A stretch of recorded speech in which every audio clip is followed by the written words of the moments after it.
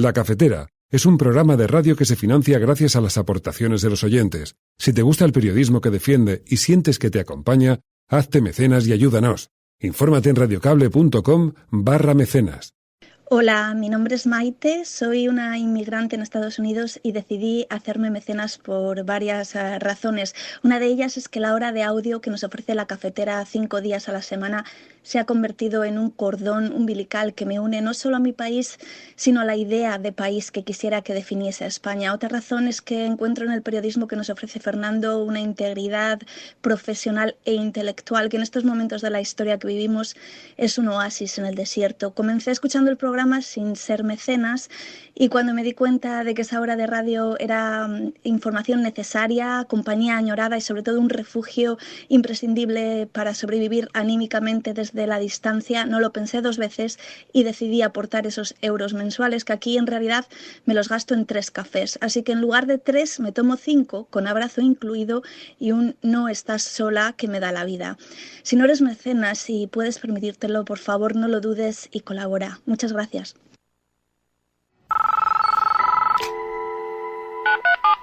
Son las 8:30 de la mañana. Las 7:30 en la Casa Museo de José Saramago en Tías, Lanzarote. Buenos días, mundo. ¿Quieres un café?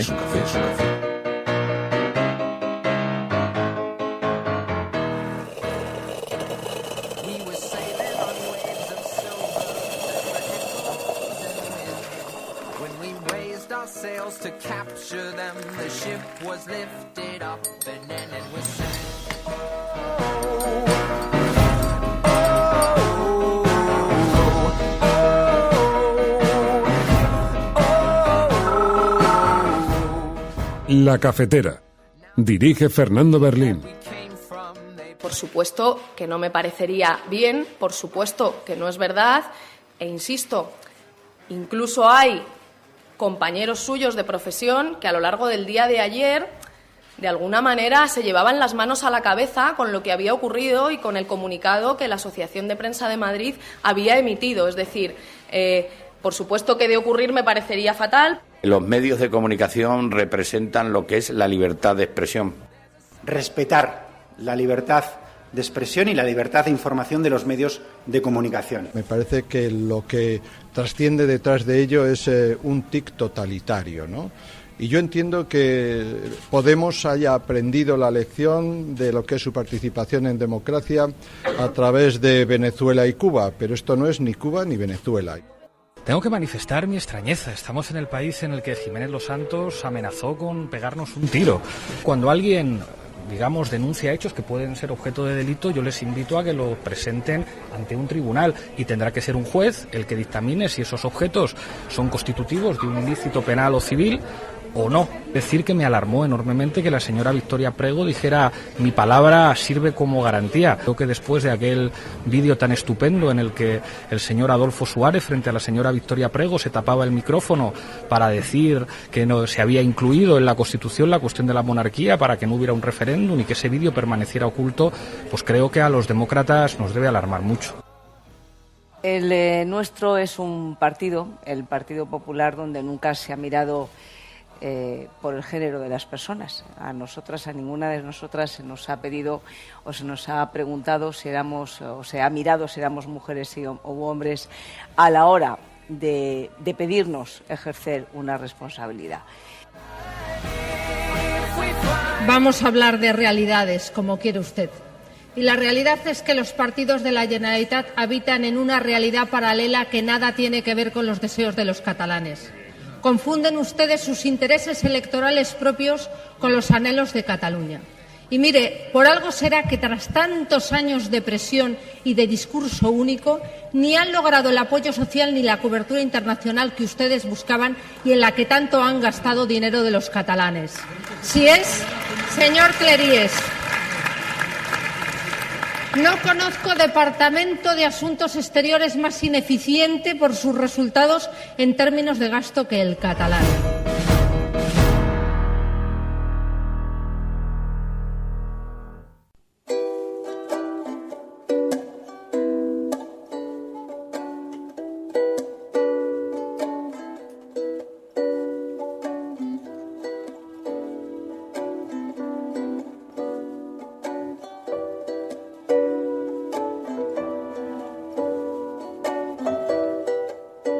y aún así yo me levanto. Tú puedes escribirme en la historia con tus amargas, torcidas mentiras. Puedes aventarme el fango y aún así, como el polvo, me levanto. ¿Mi descaro te molesta? Porque estás ahí quieto, apesadumbrado. Porque camino como si fuera dueña de pozos petroleros bombeando en la sala de mi casa, como lunas y como soles con la certeza de las mareas, como las esperanzas brincando alto. Así yo me levanto.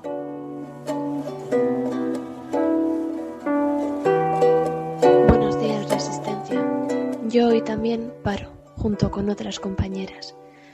Paro porque en esta sociedad patriarcal todavía se nos han reconocido los derechos formalmente, pero no se han materializado, porque todavía se nos sigue matando, se nos sigue maltratando, seguimos teniendo una brecha salarial, seguimos siendo las que más estudiamos y las que menos accedemos a los altos cargos.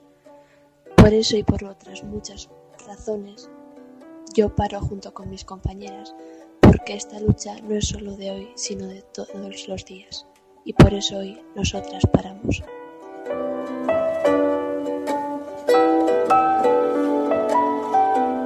Soy Andrea y el 8 de marzo paro por mí y por todas mis compañeras, por las que todavía se resisten a la palabra feminismo y para enseñarles que aquí vamos todas a una. Frente al machismo, nuestra sororidad.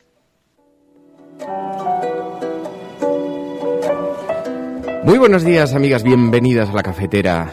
Las proscritas, las que miran hacia el futuro con la cabeza alta, estoica, defendiendo los derechos, defendiendo la igualdad, la justicia.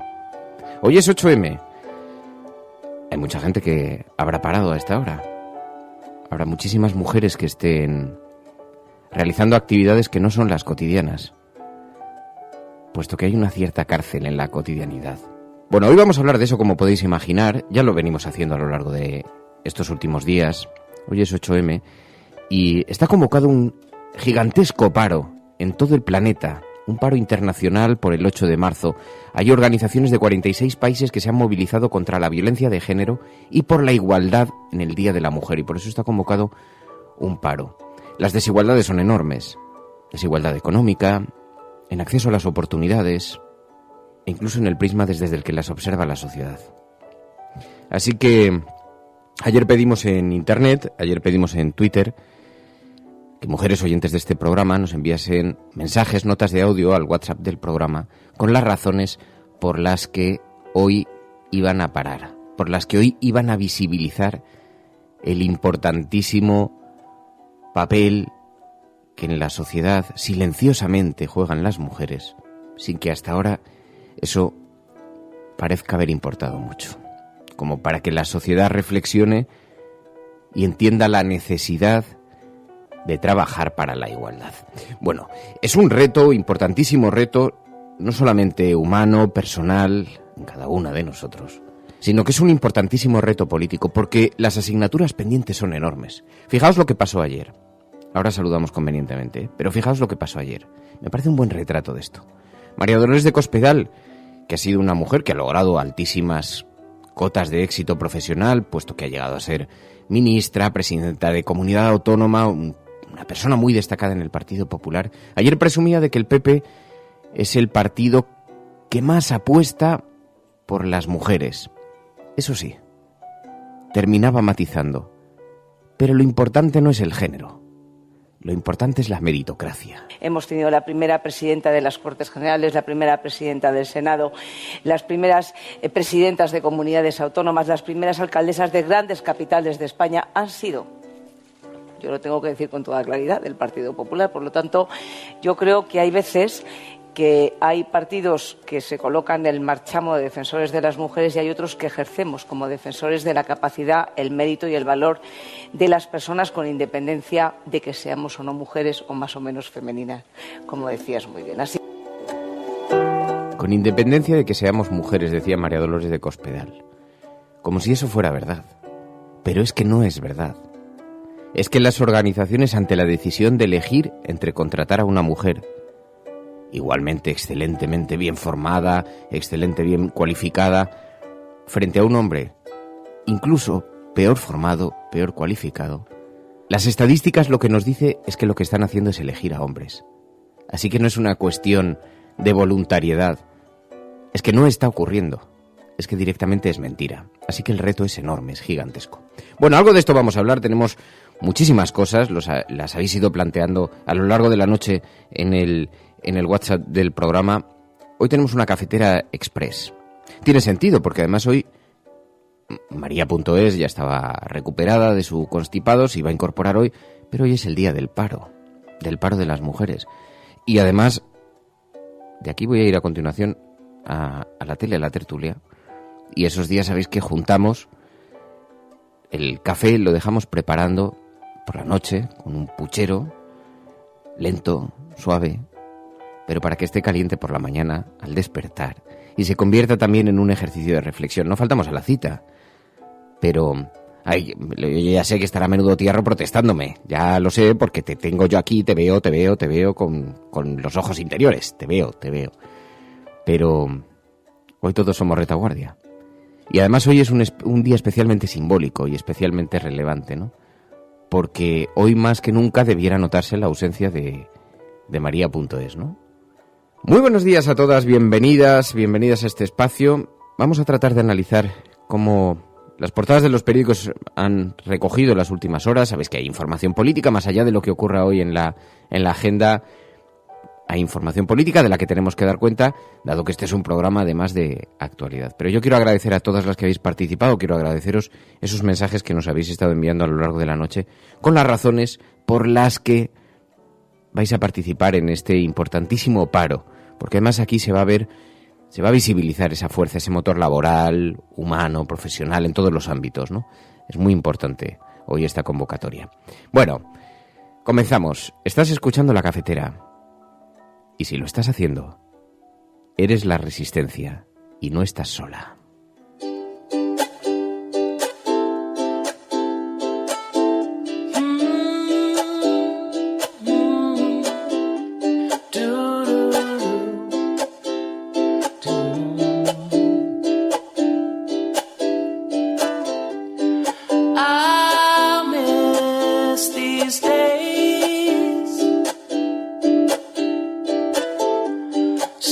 Los hombres también han participado en nuestra convocatoria, cuando hemos pedido ayuda.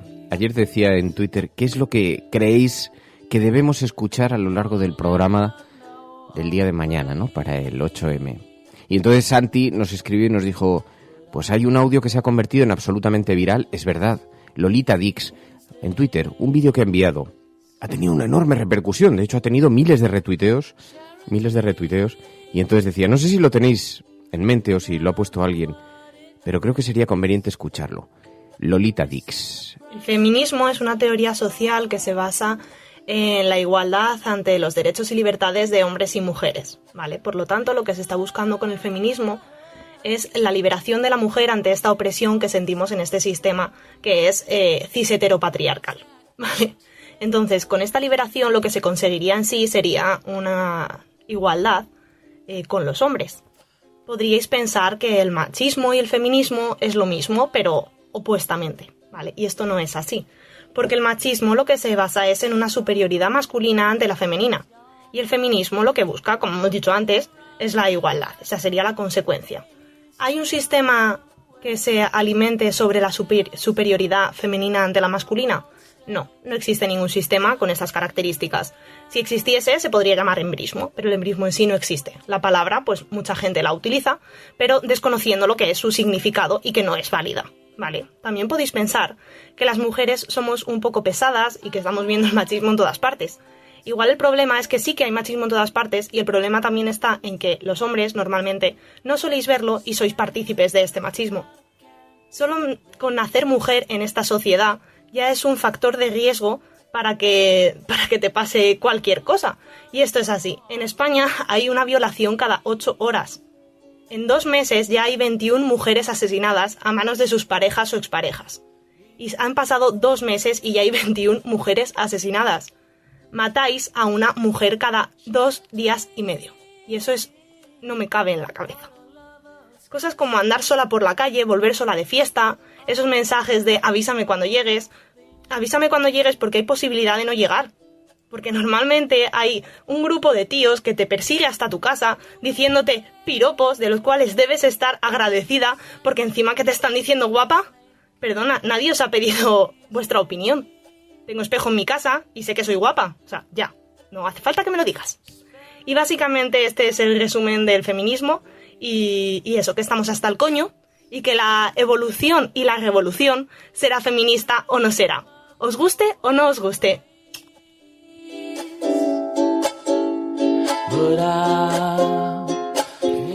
Como ha sintetizado también precisamente en qué consiste ese paternalismo permanente de la ciudadanía, de la sociedad, pues nos parecía que era muy relevante ponerlo.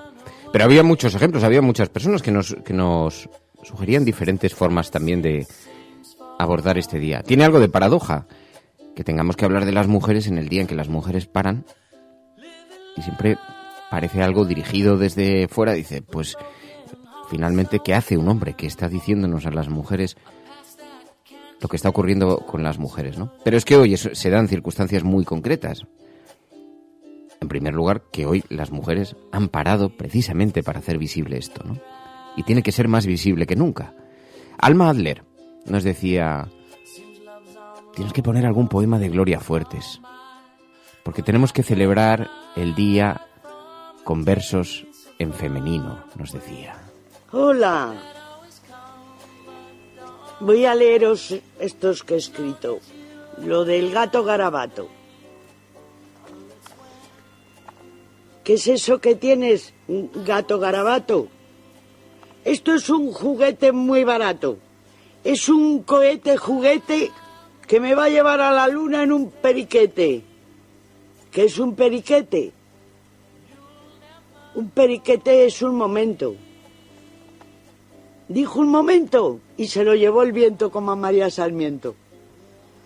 El gato garabato, en su cohete barato, surca el espacio despacio. El gato garabato aluniza despacio en el espacio. El gato garabato no encuentra nada en la luna. Un volcán que no funciona y ni una sola persona. No hay tejados en la luna y yo soy gato. No hay poetas en la luna y yo soy gato. No hay sardinas en la luna y yo soy gato. No hay ratones en la luna y yo soy gato. Aquí no tengo nada que hacer. Este astro frío me extraña. Me vuelvo a España. Y en su cohete juguete, raudo como una centella, regateando a una estrella, el gato regateando más veloz que un avión, regresa a su población y dice, miau. Hola chicos, viva el arte, como en casita, en ninguna parte. These days spend with you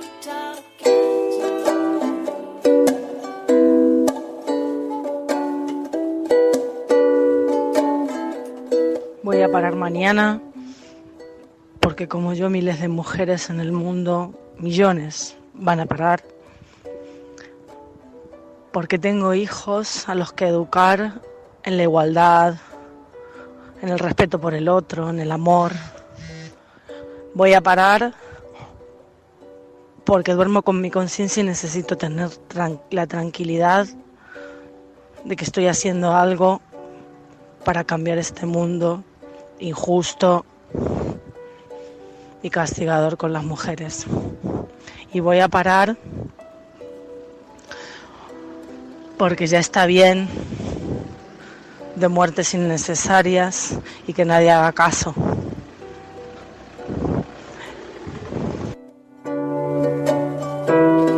Bueno, pues hoy las portadas de los digitales están todas dedicadas a este asunto, con estadísticas, con algunos nombres propios también, de pioneras, de luchadoras por la igualdad, por la defensa de los derechos de las mujeres, algunas de ellas con enormes riesgos. Otros nombres de mujeres que no fueron reconocidas, científicas, matemáticas, en todas las disciplinas sociales, políticas, culturales. Mujeres que fueron solapadas por la presencia de algún hombre en la proximidad, sobre el que se pusieron los focos. Y luego todo ese ingente número de protagonistas diarias, silenciosas, anónimas, que construyen la vida y que otorgan una mirada real, apegada a esencias y principios que los hombres han aparcado. Bueno, pues hoy las portadas de los digitales, básicamente los digitales, porque no sucede así en las portadas impresas, que están mucho más enfocadas a la política, a la actualidad. Hoy, como veis, también estamos haciendo una mirada, estamos planeando, sobrevolando sobre la fecha, sobre el día, la convocatoria de hoy, haciendo de este programa también algo más anómalo de lo habitual, pero nos parece además que es un buen día también para observarlo con un cierto sosiego, con una cierta calma, tranquilidad. Ahora, cuando descendamos ya al territorio de la actualidad, ya lo vemos, pero somos perfectamente conscientes también de que este es un programa que, entre otras cosas, se convierte en una gran mesa sobre la que colocamos las tazas y nos tomamos un café por las mañanas acompañados en un ratito de sosiego, de compañía, para poder conversar entre nosotras sobre los retos, sobre las dificultades también. Así que no puede ser un programa convencional, un programa al uso, ¿no? Bueno, el caso es que, insisto, en las portadas de los digitales vemos numerosos temas relacionados con el Día de la Mujer, numerosos temas. Dice, por ejemplo, el periódico El País, Antía Cal, una entre muchas pioneras, o la mitad de la humanidad lanza un llamamiento para reclamar igualdad. Mujeres que protagonizan este 8 de marzo y que protagonizan cada día, y también mujeres discriminadas en la ciencia, en tantos y tantos campos, en tantos y tantos espacios. Lo vemos en las portadas de los digitales, insisto. Pero claro, después están las portadas de los periódicos impresos, donde queda recogida la actualidad política de la que ahora hablaremos. Hay un evento, en todo caso, que también ha tenido unas importantísimas connotaciones políticas, que ha coincidido además, ha terminado desembocando en este 8M.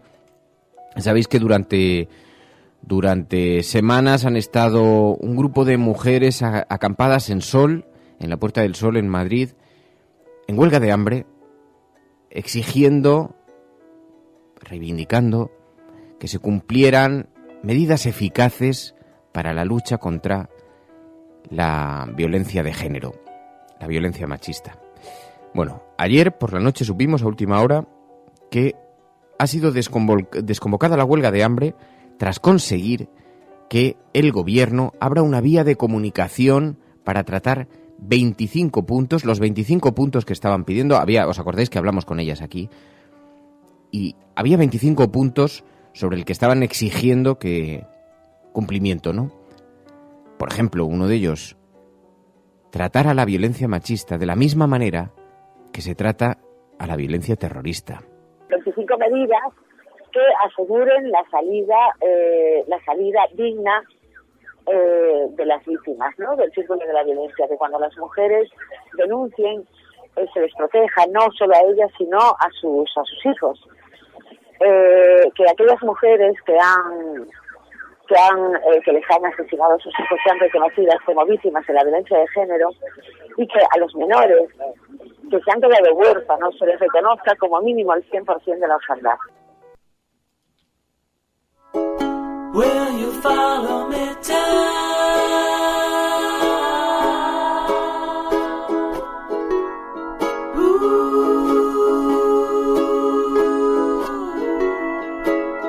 Yeah, yeah, yeah. Yeah, yeah. Me llamo Aurora Yardi y soy la primera teniente de alcalde del Ayuntamiento de Palma y concejala de Función Pública y Gobierno Interior.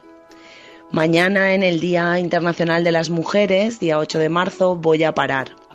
Y tengo muchos motivos para hacerlo, pero mañana voy a hacerlo por dos motivos fundamentales. En primer lugar, para rendirle homenaje a todas las mujeres de mi familia que con sus luchas y activismos contribuyeron a que hoy en día mujeres como yo podamos ocupar los cargos que ocupamos.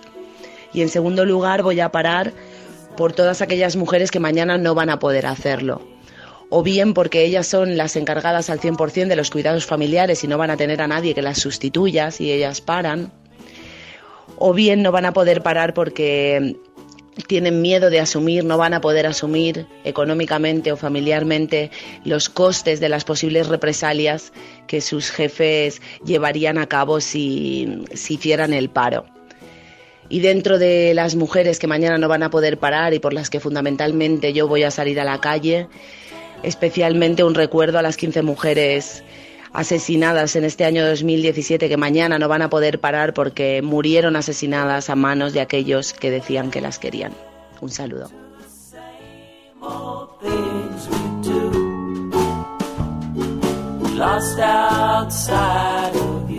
Hay criminales que proclaman tan campantes: la maté porque era mía. Así nomás, como si fuera cosa de sentido común y justo de toda justicia el derecho de propiedad privada que hace al hombre dueño de la mujer. Pero ninguno, ni el más macho de los supermachos tiene la valentía de confesar: la maté por miedo.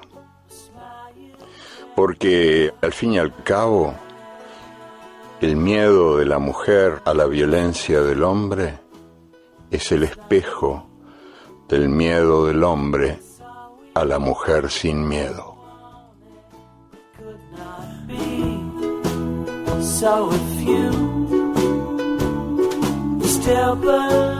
Bueno, pues nos han llegado numerosísimos mensajes de oyentes de todo el mundo que van a participar en este paro que se está celebrando a esta hora, si lo estás escuchando a la hora habitual, o se ha celebrado esta mañana, si lo escuchas a otras horas, como ocurre con muchas expatriadas que nos escuchan desde diferentes lugares del mundo y con unos horarios muy diversos, ¿no?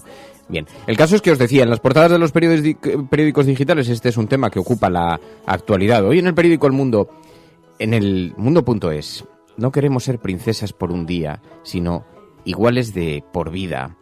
Dice el titular en su portada, dice: no somos la mitad mejor, tampoco somos la peor, lo único que queremos es nuestra parte y no nos vamos a conformar con menos.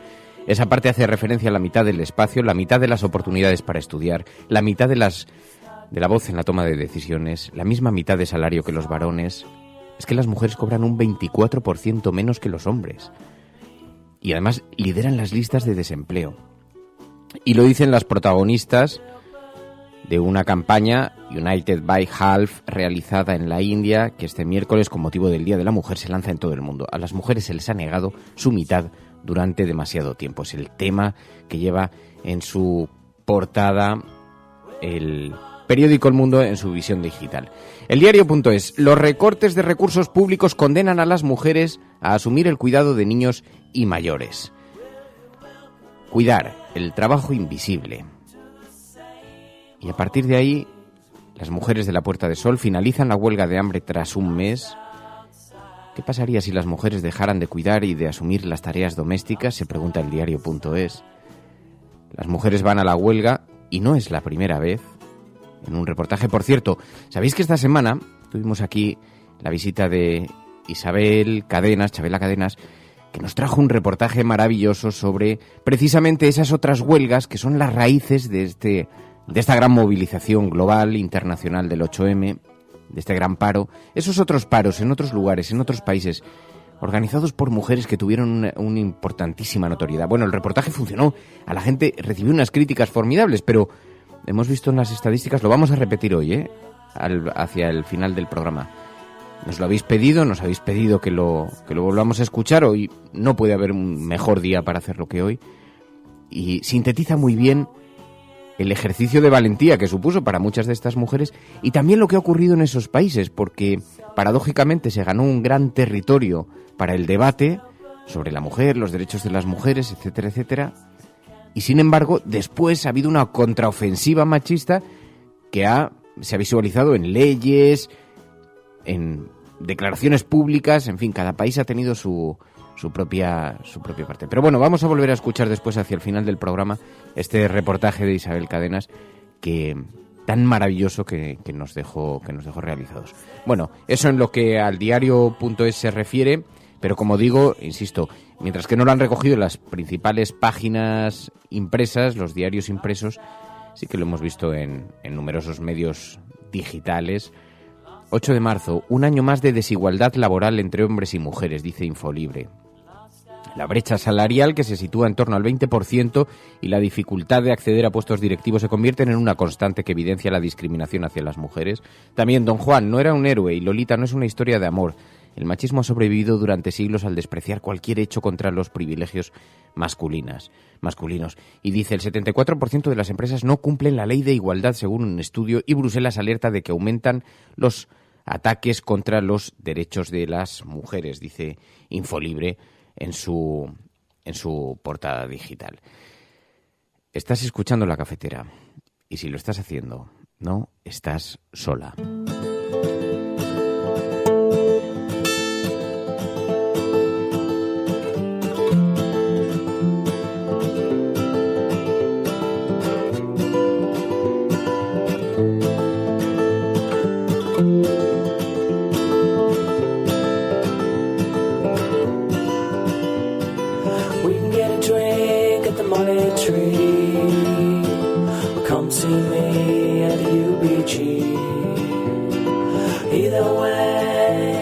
También en público.es, mujeres que cambiaron la ciencia aunque no te suenen, grandes mujeres que deberían estar en los libros de texto, filósofas, pintoras, economistas, matemáticas, 10 mujeres claves de la historia de la filosofía.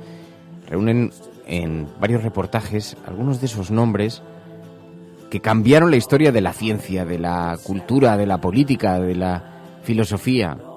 Y están desde Rosalind Franklin hasta Ada Lovelace, la brillante matemática inglesa, reconocida como la primera persona que desarrolló un código de computación. De hecho, la NASA le puso su nombre a un programa, fue una adelantada a su tiempo. Bueno, diferentes mujeres que han cambiado la historia de la humanidad en muchísimos campos y que, sin embargo, no han sido reconocidas con la misma dimensión por esta visión machista también de la ciencia, de todos los, y sobre todo de la difusión posterior, ¿no? Bueno, esto es lo que a las portadas digitales se refiere, pero claro, mucho nos tememos que la mirada diaria de actualidad está referida en las portadas de los periódicos a otros asuntos que no tienen mucha relación con este tema, porque hoy todavía sigue la polémica en torno, sobre todo porque ha habido declaraciones públicas en torno a esa nota de la Asociación de la Prensa de Madrid que se hacía eco, daba cuenta de unas supuestas presiones que habrían recibido unos periodistas de los que no da detalles, y unas presiones de las que tampoco explica demasiado. Y entonces ayer salieron a explicar esto, y hoy viene recogido en algunos medios de comunicación, hasta forma parte de las tertulias, en fin, habéis seguido el tema. Tenemos que referirnos a ellos, sí. Ya sé que rompe el clima, rompe la dinámica, pero también tenemos que poner el foco en la actualidad. Y si queréis, si me permitís, antes de recurrir a eso, hacemos un pequeño vistazo, porque después vamos a volver al tema del 8M, habida cuenta de que además quiero que volvamos a escuchar ese excelentísimo reportaje de Isabel Cadenas, con quien queremos establecer además una relación habitual en este programa. Queremos, porque nos parece una brillante reportera y con una capacidad de sintetizar en el sonido y a través de la voz los temas de una manera maravillosa. Así que queremos organizar más cosas, para eso necesitamos a los mecenas. Por cierto, ha habido mecenas esta noche que se han incorporado al programa, a los que tengo que dar las gracias, porque no quiero ser desagradecido. María Isabel, muchísimas gracias de corazón. Gonzalo, muchísimas gracias de corazón por participar en este programa, por ayudar a que este programa sea posible, porque en los últimos meses hemos avanzado en muchas cosas, hemos hecho muchas cosas.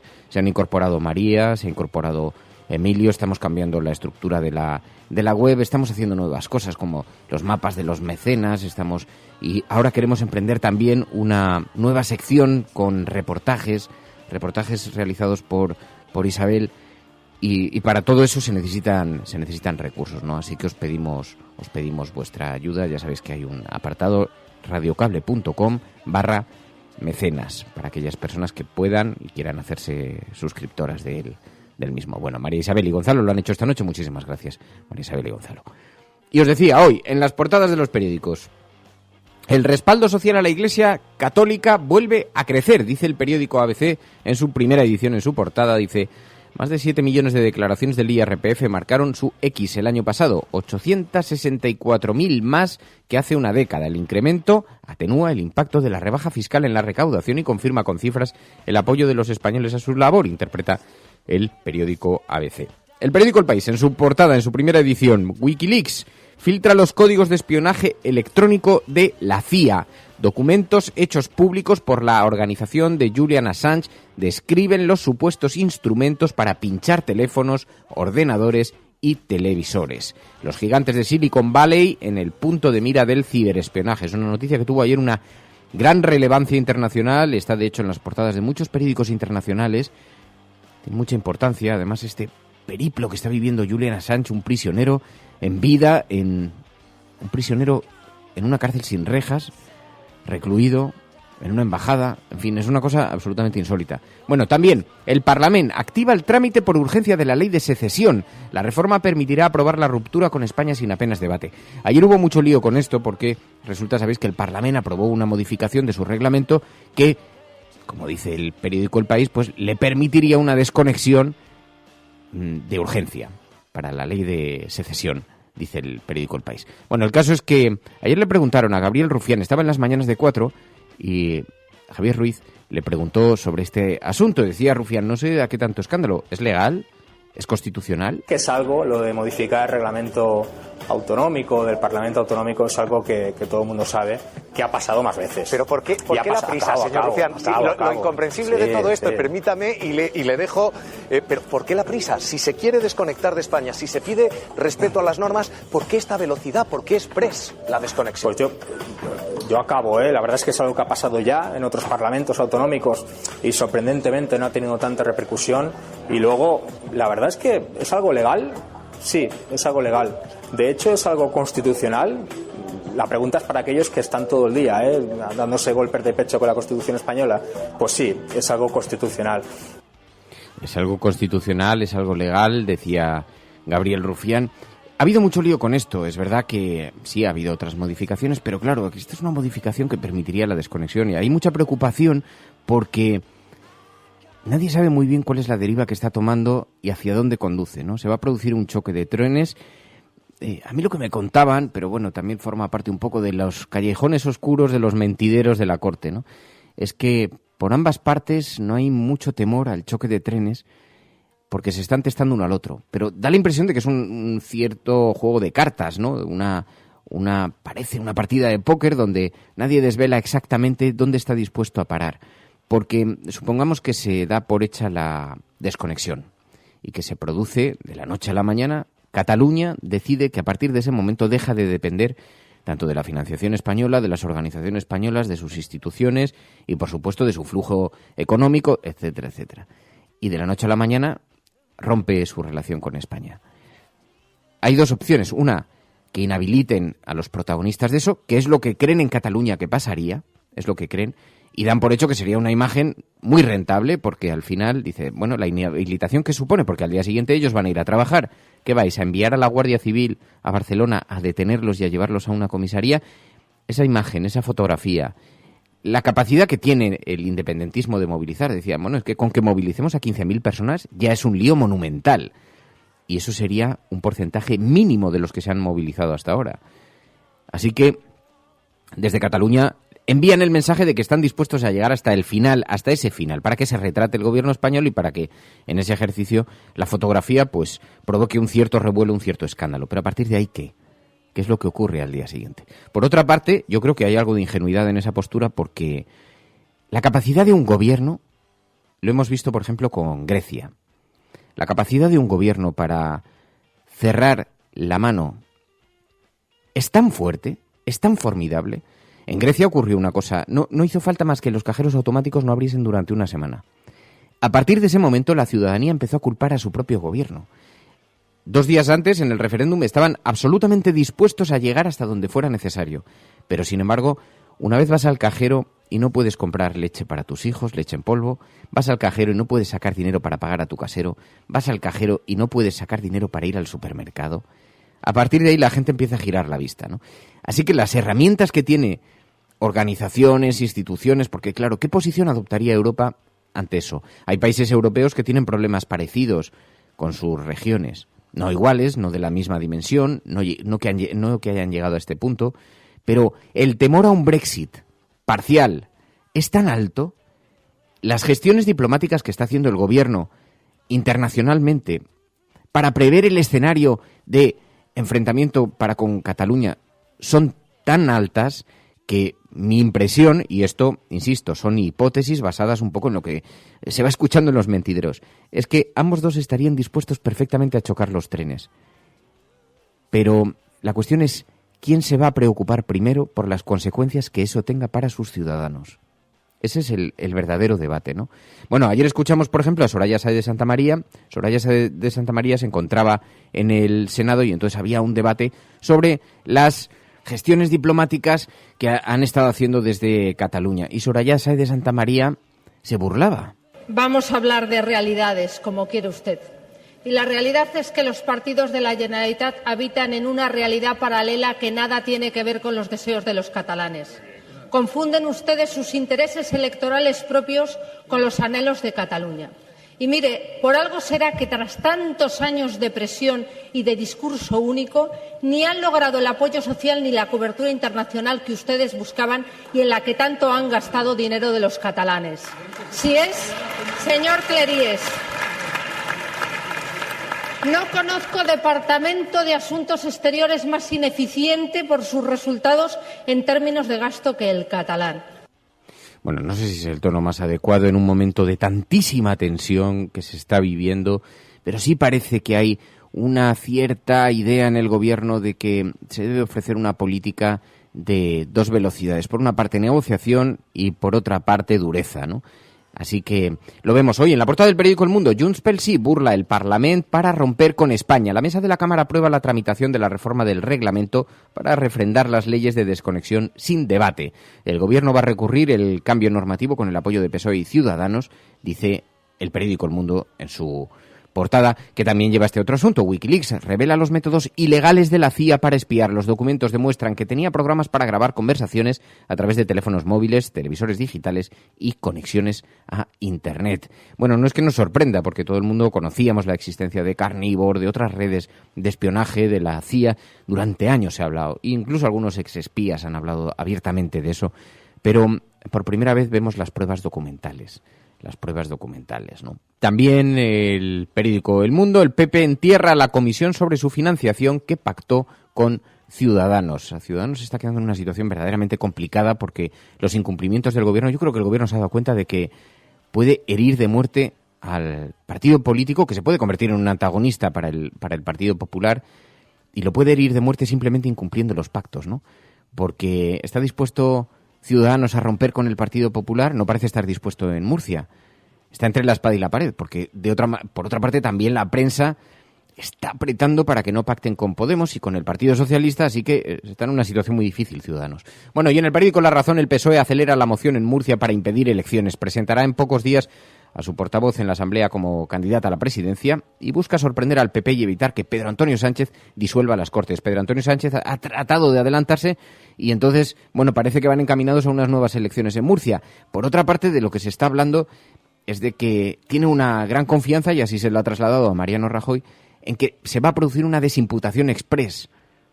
Bueno, está por ver que todo eso suceda. Lo único que sabemos es que ha incumplido su palabra, porque aquí hay dos esferas totalmente diferenciadas, ayer lo decíamos. Por una parte está la política, y él dio su palabra, él apostó su palabra, además entre elecciones, digamos entre las elecciones, apostó su palabra a que iba a dimitir en caso de ser imputado, y no lo ha hecho. Y luego está la esfera jurídica, que tendrá el recorrido que tenga que tener, pero eso es otra cosa totalmente diferente. Pero es que además está incumpliendo la ley de transparencia de allí, está incumpliendo también el acuerdo con Ciudadanos, en fin, que en términos de palabra dada y de confianza política, esto es malo para él, es malo para el Partido Popular, es malo para la democracia, es malo para todos. Es increíble que el Partido Popular no haya buscado una solución alternativa como apartarle temporalmente y volverle a recolocar después. Pero claro, es que uno sabe que una vez se va de la presidencia de Murcia, ¿qué pasa a continuación con él? Bueno, también en el periódico La Razón, el Constitucional frenará que se vote la desconexión express de España en el Parlamento. Y ahora me vais a permitir que hagamos simplemente un pequeño planeo sobre las repercusiones ayer de este debate que se ha dado en torno a Podemos, con aquello de las presiones a la APM, porque ha seguido siendo objeto de temas en portadas, periódicos, editoriales, tertulias de televisión. Y quiero que planeemos unos segundos. Ayer le preguntaron a Pablo Iglesias, ¿cree usted que se están dando? ¿Se muestra preocupado? Tengo que manifestar mi extrañeza. Estamos en el país en el que Jiménez Los Santos amenazó con pegarnos un tiro.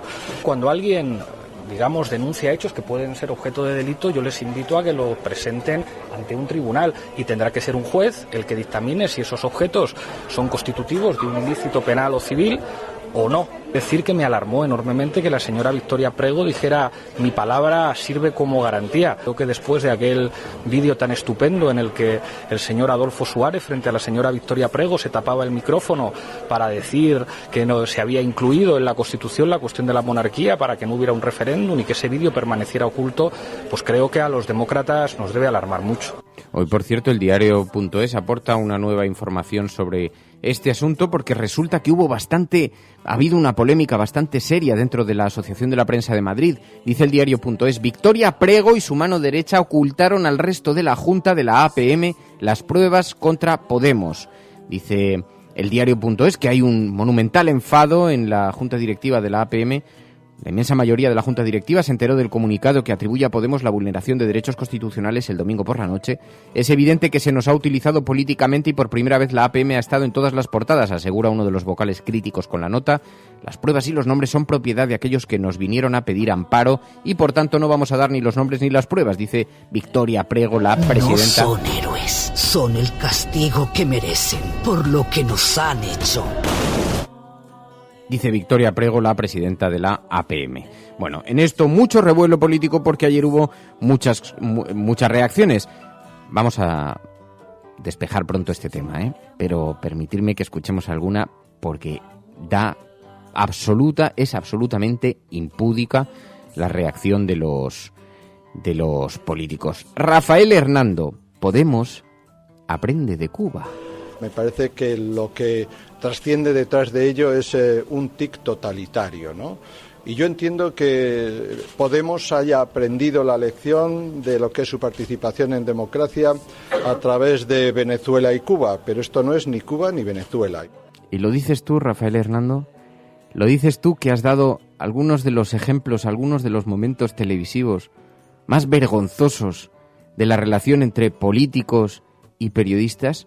¿Es que ya no te acuerdas del ejercicio que hiciste para con Jesús Cintora poco antes de que fuera despedido? No cuesta a lo mejor nada. Bueno, yo creo que es bueno para que todos. Hay gente que está hasta el gorro porque usted se encarga de que estén hasta el gorro porque eso con lo que usted está diciendo todos los días, que este es un país lleno de corruptos, de gente miserable. Sí, claro, esto es así. Lo dice el CIS, Centro de Investigaciones Sociológicas, que recoge el pensar de los ciudadanos. Se encarga usted todas las mañanas de incentivar esa línea, ¿verdad? De decir que todos los políticos son corruptos, que todos los políticos son unos sinvergüenzas. Esto es su línea de comunicación. Y yo, bueno, pues me alegro, usted sabe lo que hace, usted es responsable, ¿no? Usted le llama, no sé cómo lo llama, lo que hace, pero bueno, hace esto todas las mañanas. Es una opinión, es un... Señor Hernando. Lo valoro de forma muy positiva, pero le rogaría, por favor, que hiciera valoraciones que tienen que ver con el funcionamiento de las cosas, ¿no? O sea, que no intentemos aplicar criterios que usted quiere imponer a los demás. Si me permite, yo simplemente le diré... Su opinión, yo la respeto. Yo le digo simplemente, los periodistas estamos para contar lo que ocurre. Rafael Hernando, que estuvo a punto de pegarse en el Congreso de los Diputados con Alfredo Pérez Rubalcaba. Rafael Hernando, todo un símbolo del diálogo, del respeto y de la excelente relación entre medios de comunicación y políticos. Antonio Hernando, también desde el Partido Socialista, los Hernandos. Antonio Hernando, desde el Partido Socialista, pedía respeto. Respetar la libertad de expresión y la libertad de información de los medios de comunicación.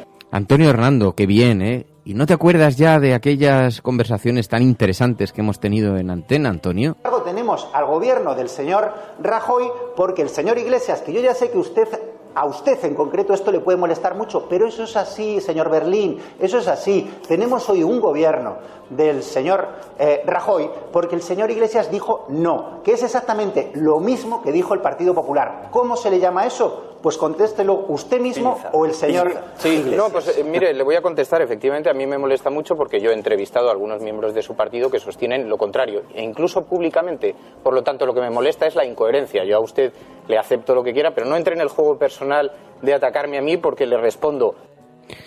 Antonio Hernando, en televisión, con las cámaras delante. No me quiero imaginar lo que ocurre con las cámaras detrás. Antonio Hernando, descalificando al que tienes delante. Porque no te gusta lo que dice, porque te está destapando tus mentiras, porque las mentiras aquellas de el pacto, no pactamos porque no quisieron en Podemos, no pactasteis porque no te dio la gana, a ti y a un buen número de personas que estaban contigo en la dirección del Partido Socialista, como por cierto la historia ha demostrado, que tampoco es que haya que ser muy lúcido y luminoso.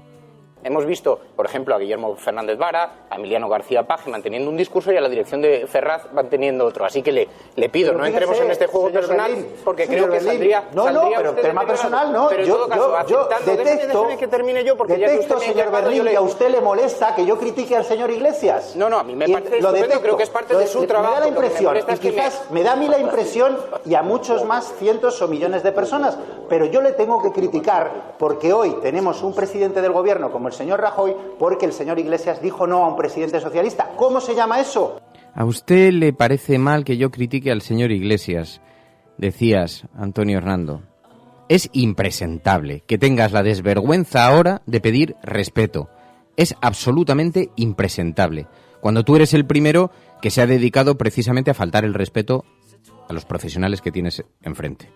Porque a mí me da exactamente igual que tú cuestiones, critiques a Iglesias o no. Problema tuyo, problema de Iglesias. Ahora, a mí no me mientes a la cara. Y como sé perfectamente que tanto tú como el señor Pedro Sánchez, por cierto, estaban dispuestos a firmar con el Partido Popular lo que le hubieran colocado delante, como tú demostraste después, porque bien que te abstuviste después de haber mantenido durante meses el no es no. Porque ya hay que tener desvergüenza. Ya hay que tener desvergüenza. Para que ahora encima pidas respeto tú. Que lo pidas tú. Es una cosa asombrosa, es una cosa absolutamente vergonzante. Como es vergonzante escuchar a Esperanza Aguirre ahora arremetiendo contra unas supuestas presiones que nadie conoce, que nadie sabe cuáles son. Y Esperanza Aguirre pidiendo respeto. La que llamaba secta a la sexta.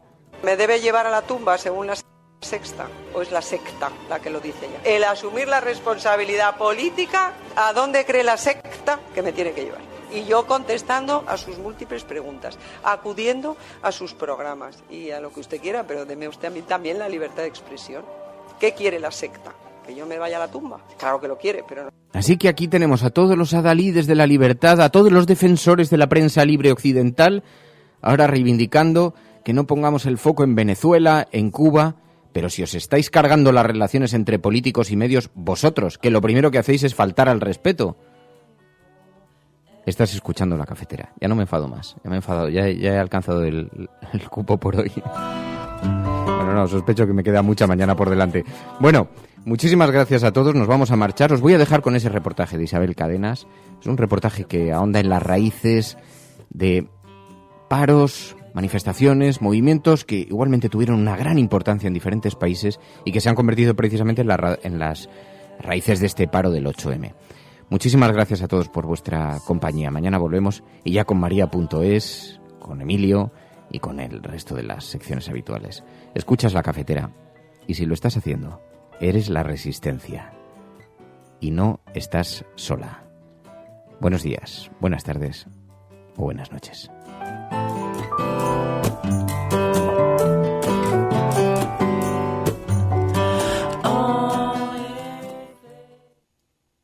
El próximo 8 de marzo, colectivos feministas de varias ciudades del Estado español han convocado un paro.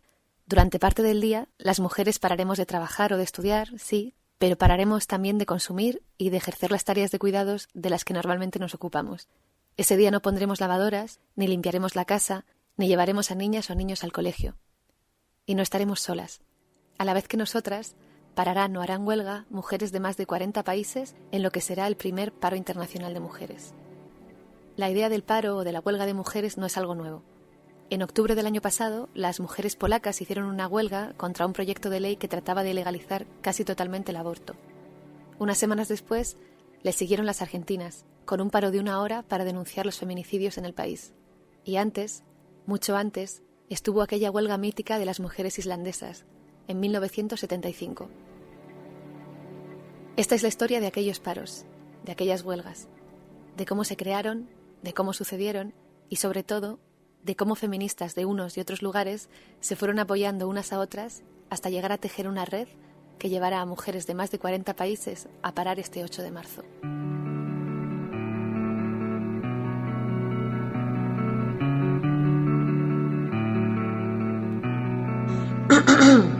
Bueno, ahí estoy grabando. La que habla es Lucía San Giorgio. Lucía vive en las afueras de Buenos Aires. En 2015 se había creado en Argentina Ni Una Menos, un colectivo que surgió para movilizar a la sociedad contra el feminicidio y contra las violencias machistas.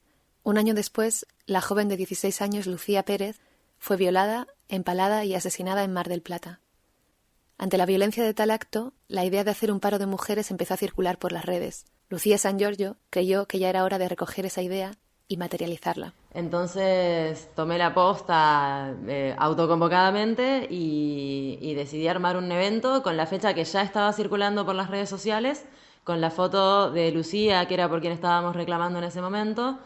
Y dije, bueno, a ver si la gente lo comparte. Y la verdad es que se empezó a compartir un montón. El evento de Facebook le sirvió a Lucía para ponerse en contacto con mujeres de otras partes del país que estaban organizando eventos por separado.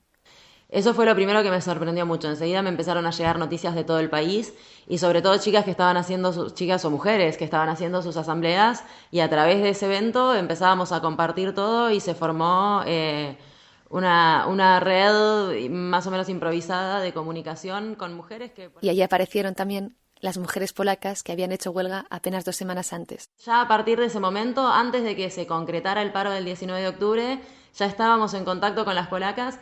No era algo oficial, digamos, era todo parte de la espontaneidad y de todos los vínculos que se estaban haciendo en ese momento. En Argentina se había hablado poco de la huelga polaca, pero fue aquello lo que hizo que mujeres como Lucía San Giorgio se dieran cuenta de que en Argentina también había llegado el momento de cambiar de estrategia contra la violencia machista. De hecho, el motivo por el cual yo dije, bueno, voy a tirar esta piedra a ver si rueda, fue justamente que se había tenido noticias del paro de las mujeres en Polonia. Tampoco era una noticia tan difundida, pero se sabía y estaba flotando eso en el aire, y eso fue lo que yo pensé que podía ser la clave para que esto se compartiera. Y la verdad es que lo fue, porque lo que había ocurrido en Polonia había sido muy importante, la protesta más numerosa del país desde la caída del comunismo, 27 años atrás. La idea había partido de una mujer llamada Marta Lempart. Me llamo Marta Lempart y el 25 de septiembre llamé a una huelga de mujeres en Polonia para el 3 de octubre. Marta tuvo la idea de camino a una manifestación. Aquel día le tocaba subirse al escenario para hacer el discurso final y estaba cansada. Hacía 1 año que se manifestaba en contra del gobierno ultraderechista de su país sin que nada cambiara. Así que miró el calendario y eligió el lunes siguiente. Pero ella nunca se había imaginado lo que iba a suceder después. Por la noche, una amiga mía creó un evento en Facebook y cuando nos despertamos la mañana siguiente, había 60.000 personas interesadas en el evento. Todo se apresuró. Quedaba exactamente 1 semana para la huelga y en medio de la organización, las polacas recibieron apoyos de muchos lugares, pero uno que fue especialmente importante, el de las islandesas que, más de 40 años antes, habían paralizado su país en una huelga a la que acudió el 90% de la población femenina. Marta se acuerda, sobre todo, de un vídeo de apoyo. It was great support. They said they were talking about their strike and how they were, one of them, especially Gudrun Jonsdottir, she was talking how Ese vídeo fue un gran apoyo. Las islandesas contaban cómo había sido su huelga y nos mandaban fuerza.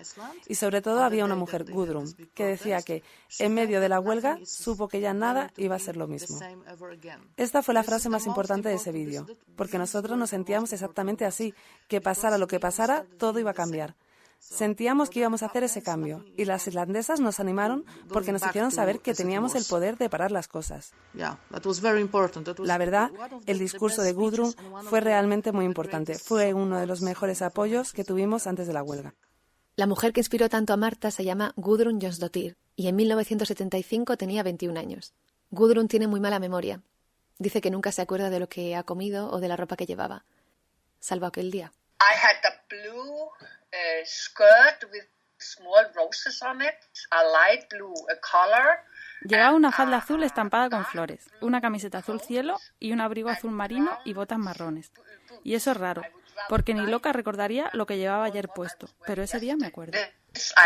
A Gudrun aún se le quiebra la voz cuando habla de aquella huelga que cambió su vida. In 1975, I was a frustrated woman that was unpleasant. I didn't adjust to En 1975 sentía que era una mujer frustrada.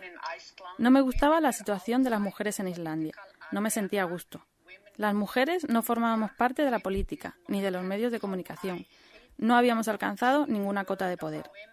Odiaba los chistes humillantes que se hacían sobre las mujeres y siempre estaba quejándome. Pero me quejaba sentada en la mesa de mi cocina y pensaba que esto que sentía me pasaba solo a mí, que era algo personal.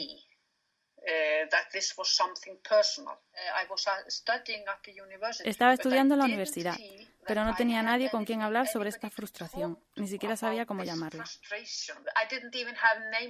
La ONU había declarado 1975 como el Año Internacional de la Mujer. Entonces las mujeres islandesas empezaron a reunirse y sobre todo a preguntarse cómo se celebra una cosa así. Tras muchos meses de asambleas y de reuniones, decidieron que la mejor manera de hacerlo era visibilizar su lugar en la sociedad. Harían un día libre de trabajo. No cuidar a hijos o hijas, no hacer la compra, no hacer la comida, no limpiar la casa, no hacer el trabajo que las mujeres solíamos hacer. Como pasaría en Polonia más de 40 años después, aquella fue la manifestación más importante en la historia del país. Se le llamó el Largo Viernes. Aquel día no hubo periódicos, ni salieron aviones, y el 90% de las mujeres del país participaron de una manera u otra en aquel día libre de trabajo. El día terminó con una manifestación por el centro de Reykjavik. Y en medio de todas aquellas mujeres, Gudrun, por fin, comprendió. Kindergartens were closed down. The stores didn't work. And there I was. Las guarderías estaban cerradas, las tiendas estaban cerradas. Y yo estaba ahí, en el centro de Reykjavik. Y de pronto me di cuenta de que toda esa frustración no era personal, sino que era algo que todas estábamos sintiendo. Solo que yo no tenía las palabras para nombrarlo. Y pensé, qué poderosas somos.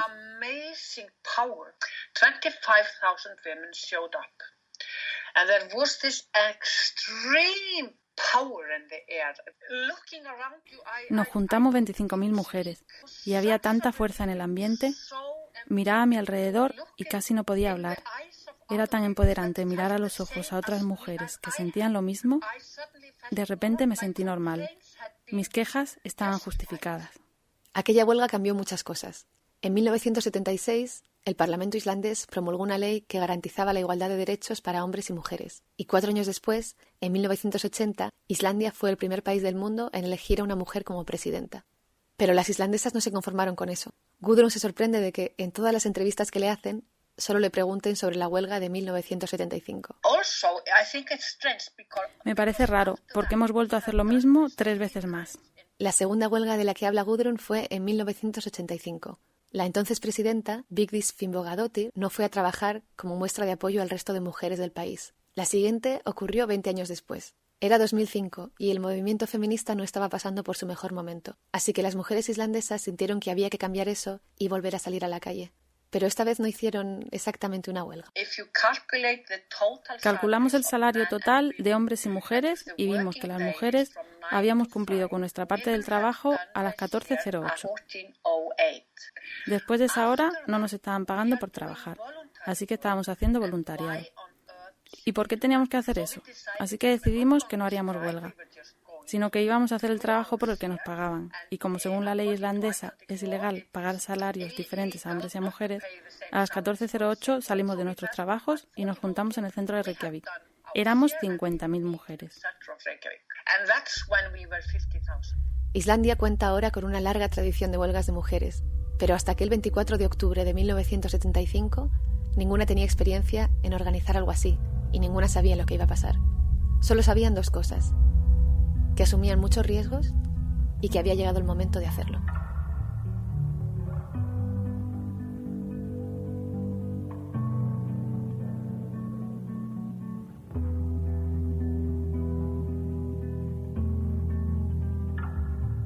Algo parecido ocurrió en Polonia. Cuando Marta Lempart comunicó la manifestación a la policía, calculó que acudirían unas 600 personas. Yo le comuniqué la manifestación a la policía y bueno, pues calculé que iban a ser unas 600 personas, pero es que vinieron 20.000. Había tanta energía, la gente estaba gritando y nosotras, las organizadoras, solo teníamos que dejar las cosas fluir. La gente gestionaba y organizaba la manifestación por sí misma. No fue una manifestación normal en la que una persona va a coger el micrófono y el resto la sigue. No, es que fue exactamente al revés. Es la primera manifestación que he visto así, donde la gente grita y nosotros solo tenemos que difundir el mensaje. El Parlamento polaco abandonó el proyecto de ley 2 días después. Y 2 semanas después, las mujeres argentinas convocaron aquel paro del que hablaba Lucía San Giorgio y que, como el de Polonia y el de Islandia, superó todas las expectativas y superó hasta las fronteras. Mujeres de países como Bolivia, Estados Unidos o México se manifestaron a la vez que sus compañeras argentinas bajo el lema Ni una menos. Vuelve a hablar Lucía. Bueno, fue, como te digo, para mí fue algo muy, muy, muy emocionante. Realmente llegó a una proporción que yo no había esperado porque se contagió a toda América Latina y venían compañeras al evento que habíamos hecho nacional a compartir las acciones que estaban haciendo ya en otros países. La movilización grande era en la Plaza de Mayo, en realidad primero concentraban en el Obelisco y me fui para allá, iba por el celular hablando con mis amigas, mandando mensajitos para ir encontrándonos, pero era una multitud enorme. Cuando llegué y vi toda la gente caminando para el Obelisco, los paraguas de ese día, fue como otra vez esa emoción que me había pasado cuando vi que de golpe había mujeres de muchos países metiéndose en la discusión y queriendo participar y generando propuestas propias. Pero fue distinto porque cuando estás en la calle hay una especie de fuerza que se respira, justamente por ser algo nuevo, por ser algo que estamos aprendiendo entre todas, por ser algo que está tomando hoy una dimensión que hasta ahora no había tenido. Creo que es algo muy especial que está pasando. Y por lo menos... El paro argentino y la huelga polaca fueron más que coincidentes en el tiempo. A raíz de ello, se estableció una especie de alianza entre polacas y argentinas que sentían que estaban luchando contra la misma violencia, con los mismos métodos y al mismo tiempo. Un buen ejemplo de esa alianza polaco-argentina es la periodista Klementina Suchanow, una polaca que habla castellano con acento argentino. Para ella el impacto de la huelga fue tal que cambió su vida. Fue un momento muy lindo cuando nos paseamos por la ciudad y vimos todas las mujeres tomando la misma dirección y todas vestidas de negro y saliendo de colectivos, llegando en bicicletas, de tranvías, del subte, y todas tomando la misma dirección. Fue una ola negra de mujeres que tenían sus lemas, sus silbatos o no sé qué. Fue algo increíble, fue un sentimiento que nunca experimenté más y nunca antes en mi vida. Klementina nunca había militado en ninguna organización feminista, pero después del paro decidió ponerse en contacto con mujeres de varios países para entender su situación y escribir un artículo sobre ello. Y me enteré de tantas cosas que me dio mucho a pensar, bueno, y si todas estamos experimentando lo mismo, ¿por qué no hacer algo más? Cuando Klementina vio que las mujeres argentinas iban a parar, supo que ese algo más sería necesariamente un algo más internacional. Y entonces habló con Marta Lempart. Y le dije, bueno, mira, ahora ya hiciste una revolución en Polonia, pero es tiempo para hacer una revolución mundial. Y ella dijo, sí, ¿por qué no? Y así empezamos. Y así, en algún lugar entre Polonia y Argentina, nació la idea del paro internacional. Y así salió la idea del paro internacional. Como el grupo internacional, en donde ya no éramos solamente argentinas y polacas, sino que había mujeres de varios países de América Latina, de Rusia y de Corea. Y así sigue. A día de hoy, más de 40 países se han sumado a los paros y huelgas que tendrán lugar el próximo 8 de marzo. De Corea a Uruguay, de Turquía a Togo, de Rusia a El Salvador, las mujeres paramos para mostrar que sin nosotras no se mueve el mundo. Y seguimos la estela de las mujeres islandesas. Muchas compañeras me preguntan sobre nuestras huelgas de mujeres y luego me dicen que eso sería imposible en sus países. Y yo les pregunto, ¿cómo lo sabes? ¿Lo habéis intentado? Creo que ese es mi mensaje a las mujeres españolas. No puedes estar segura de que es imposible hasta que lo intentas.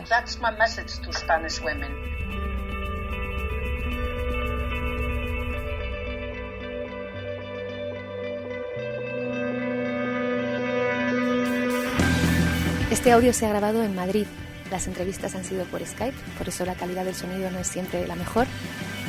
Marta Nocete ha doblado a Gudrun Jonsdottir y Chris Sagaris ha sido la voz de Marta Lempart. La música es de Explosions in the Sky.